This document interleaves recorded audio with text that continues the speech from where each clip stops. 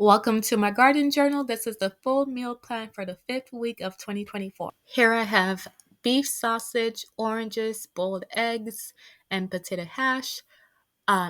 Originally, I wanted to make it with plant sausage, but didn't have a plant-based sausage, but didn't have the time to figure out the recipe. The next meal is Spanish rice and baked chicken and green beans and roasted carrots. I couldn't find the empanada dough that is normally at Aldi's, but I did have tortillas, so I made veggie wraps using the callaloo and the Swiss chard from my garden. And for snack, I made chickpea nuggets using the chickpeas that I got from Azure Standard. And lastly, for dessert, I made like a fruit bar crumble.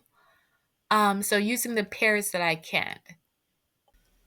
Thanks for watching. Subscribe to see what I'm making from scratch next week.